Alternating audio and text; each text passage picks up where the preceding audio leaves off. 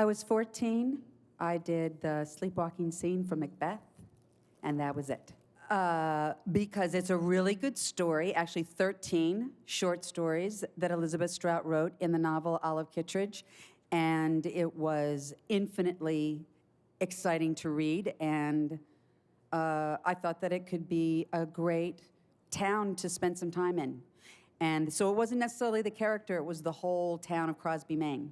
And so Jane wrote 6 hours, and HBO and Playtone asked for 4, so we did 4, but we would love to do more. So I would like you to all start a social media campaign to get us so we can film more of the short stories from Olive Kitteridge. I think that one of the most exciting things for me about the storytelling that we did is that it was not compromised. We didn't pull any we didn't pull any punches. Is that the term? We were really dedicated to showing these people as boldly as we could, and I think that that was a really important way to talk about small town America.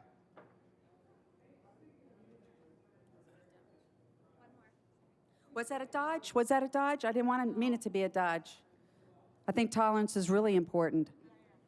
I'm sorry, yeah, if I could just get you to speak Yeah. a bit about tolerance and its importance in our ability to get along with one another. Well, I think a film set is a classic example. We made it through, and it was not an easy thing to do. But a small town. I think it's about small town. If you keep it small, if you keep your community intact, if you make sure everybody's getting fair housing, fair trade, just keep it fair, then you can exist as a tolerant community. But it's about keeping it small and not getting too big. Last question on the right. Clearly not a politician. Yeah, you know, when the shuttle exploded, I was getting ready to work for the Facts of Life as a staff writer, and I was so deeply blown away by the shuttle exploding, I quit my job as a staff writer on a sitcom and decided to write a serious play about the Challenger blowing up. So that's what led me to do fancier kind of work.